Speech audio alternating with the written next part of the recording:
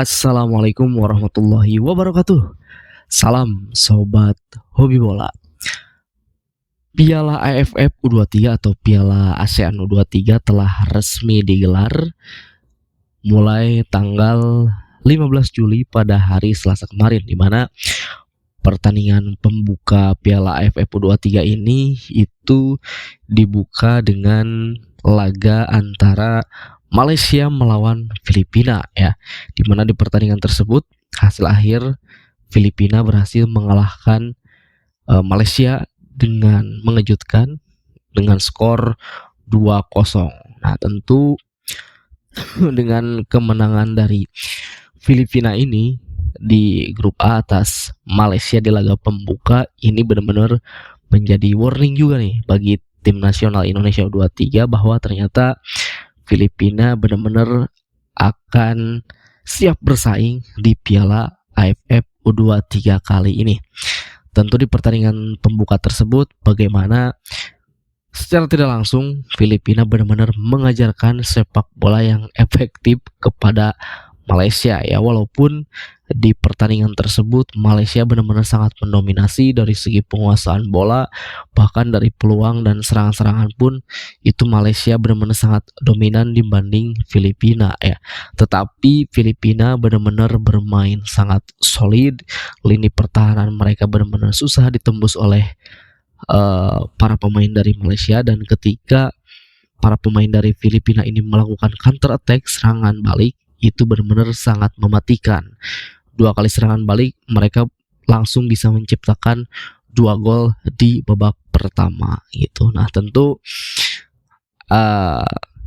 alasannya kenapa Malaysia ini bisa kalah dari Filipina itu juga diungkapkan oleh salah satu pemain timnas Malaysia U23 bahwa memang mereka timnya ini seringkali terlambat atau kurang cepat ketika melakukan backup pada saat Filipina ini melakukan serangan balik. Begitupun juga dengan penempatan posisi atau jarak antar pemain ini terlalu sangat jauh. Maka dari itu benar-benar ruang-ruang kosong tersebut bisa dimanfaatkan oleh para pemain Filipina untuk melakukan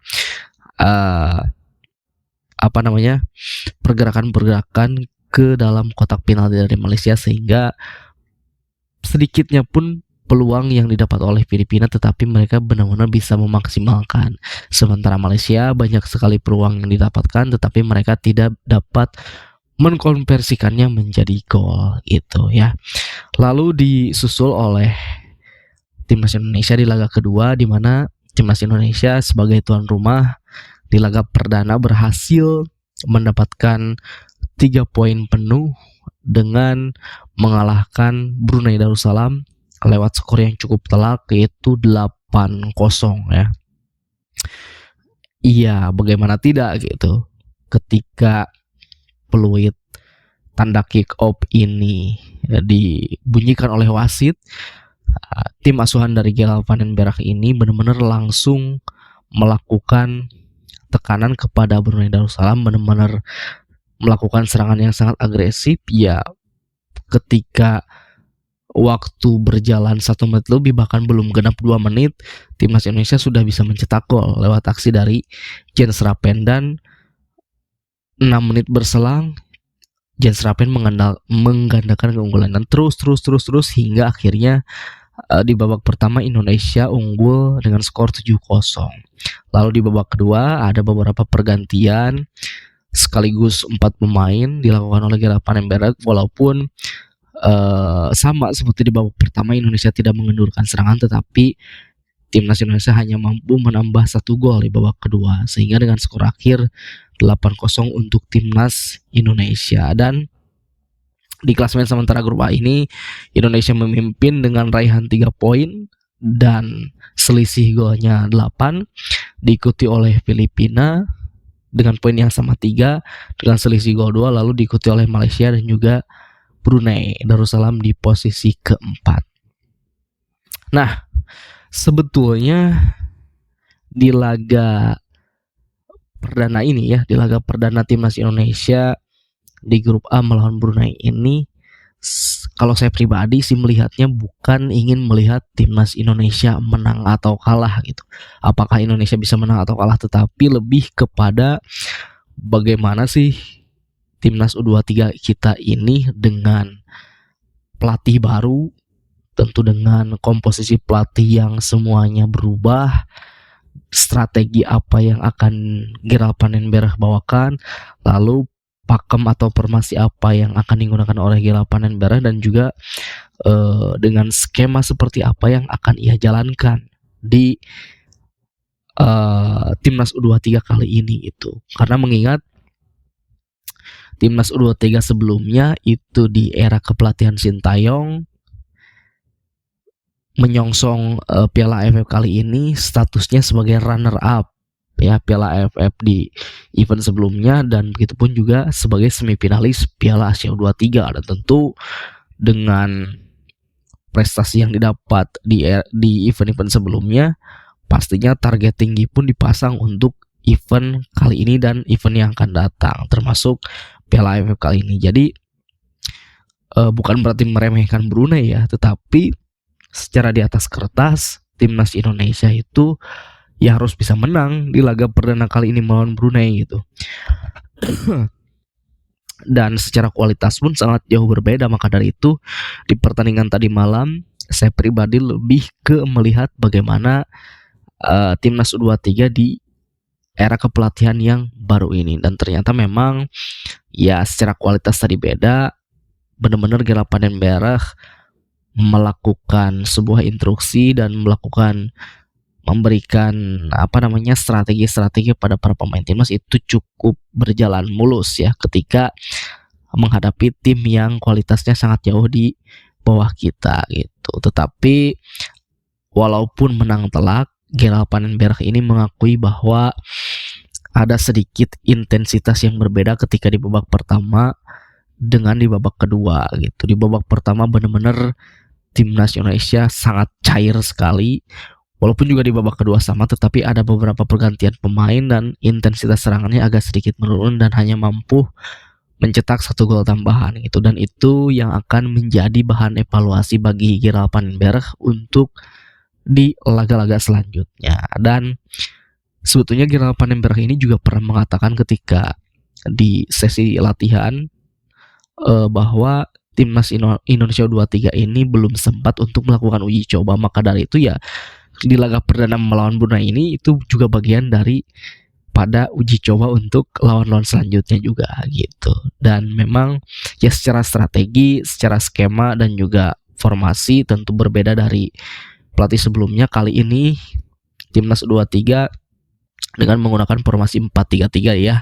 Memang filosofinya total football banget tentu dari Belanda gitu. Dan yang paling menarik adalah di kepelatihan Gerald Panenberg ini, terutama di laga semalam itu, bagaimana para pemain kita benar-benar bermain sangat cair dan juga fleksibel ya, dimana para pemain timnas Indonesia ini benar-benar bergerak mengisi ruang kosong yang ditinggalkan oleh para pemain lainnya. Jadi tidak hanya berpaku kepada satu posisi saja gitu. Jadi benar-benar para pemain timnas ini benar-benar bergerak ya. Setelah passing lalu dia bergerak, setelah passing dia bergerak. Dan memang bermain sepak bola di era modern itu ya seperti itu gitu. Nah, lalu juga di era kepelatihan baru ini, di pertandingan semalam juga melihat bahwa memang variasi serangan pun benar-benar sangat atraktif gitu. Dan kebanyakan di laga semalam gol yang diciptakan oleh para pemain Indonesia itu benar-benar variasi serangannya ketika menggunakan area sayap ya, atau flank gitu. Banyak sekali gol yang terjadi dimulai atau diawali ketika beberapa pemain melakukan pergerakan di area sayap. Lalu begitupun juga dengan lemparan ke dalam. Nah, variasi lemparan ke dalam ini sebelumnya kita tahu bahwa Pratama Arhan ya selalu menggunakan taktik itu, dan di timnas U23 kali ini juga kita punya Robby Darwish yang menjadi tujuannya itu adalah Jens Rappen, dan 1 gol tentu dari skema tersebut bisa diciptakan gitu ya. Jadi sekali lagi memang komposisi pelatih tentu berubah total.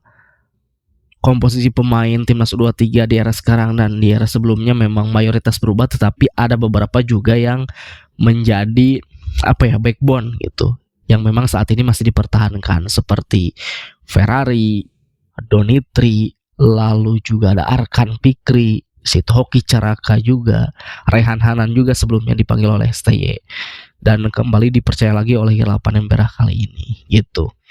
Nah, walaupun begitu, Gera Panenberah tentu berharap kepada para pemainnya jangan merasa cepat puas, karena ini adalah baru pertandingan perdana atau pertandingan awal, dan tim yang dihadapi pun itu kualitasnya jauh di bawah kita gitu. Tentu pembuktiannya nanti ketika di laga kedua melawan Filipina dan juga di laga terakhir ketika melawan Malaysia, dan benar-benar konsistensi para pemain timnas U23 ini diuji ketika menghadapi Filipina nanti di pertandingan kedua, karena Filipina di pertandingan pertama benar-benar sangat mengejutkan, bisa mengalahkan Malaysia dengan skor yang cukup meyakinkan ya, 2-0. Lalu selain itu juga ada hal yang menarik ya di pertandingan semalam. Yang pertama tentu ketika Jens Rappen melakukan selebrasi yang tidak biasa ya. Jadi ketika dia setelah berhasil mencetak gol kelimanya melalui titik penalti, lalu dia melakukan selebrasi ala-ala pacu jalur ya, yang saat ini sedang tren, sedang viral di media sosial, berjoget ala-ala pacu jalur ya, yaitu anak kecil yang sedang menari atau berjoget di lomba pacu jalur gitu. Dan tentu dia akhirnya melakukan bukan klarifikasi ya, klarifikasi mungkin ketika pasca pertandingan di press conference gitu, bahwa memang dia sudah berjanji kepada seseorang untuk melakukan selebrasi seperti itu, tetapi dia tidak akan mengulanginya lagi di pertandingan-pertandingan selanjutnya. Dan akhirnya langsung disautin oleh pelatih Gera Panenberah ya, kalau misalkan dia memang melakukan selebrasi seperti itu lagi, Gera Panenberah tidak akan segan untuk mencadangkan dia ya, tidak akan memainkan dia lagi kalau memang Jens Rappen melakukan selebrasi seperti itu ya. Mungkin walaupun bercanda atau tidak gitu ya, Gera Panenberah di konferensi pers pasca pertandingan itu tentu ya ada beberapa pesan yang dapat diambil oleh Jens Rappen, bahwa memang kenapa Gera Panenberah mengatakan seperti itu. Yang pertama tentu kita tidak boleh meremehkan lawan, lalu juga yang kedua tidak boleh berlebihan dalam melakukan selebrasi, karena memang hal ini juga ini baru di pertandingan perdana gitu, seperti itu.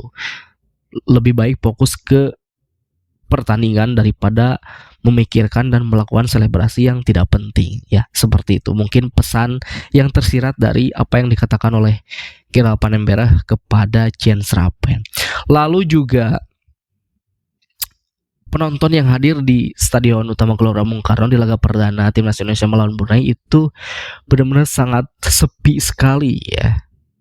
Memang antusiasmenya belum terbangun untuk event Piala AFF U23 kali ini, walaupun kita tahu bahwa setiap kali timnas itu bermain, apalagi ini di GBK, biasanya penonton selalu full house gitu ya. Kapasitas Stadion GBK itu lebih dari 77.000, tetapi di pertandingan semalam ada yang mengabarkan bahwa yang hadir penonton itu hanya sekitar 2.700-an. Jadi benar-benar terlihat sangat sepi sekali ya. Kapasitas 77.000 yang hadir 2.700, ya benar memang sangat sepi ya. Mungkin ini baru pertandingan perdana dan lawannya pun mungkin belum begitu sengit, tetapi juga dari pihak federasi mengatakan bahwa ketika di laga fase grup terakhir nanti melawan Malaysia, tentu sampai saat ini tiket yang berjumlah 20.000 itu sudah terjual ya. Mungkin nanti ketika melawan Filipina dan Malaysia, penonton atau antusiasme dari supporter itu akan mulai terbangun gitu, dan bisa memenuhi stadion untuk support kepada timnas Indonesia U23 gitu ya. Itu saja mungkin dari saya, terima kasih. Sampai jumpa lagi di video selanjutnya.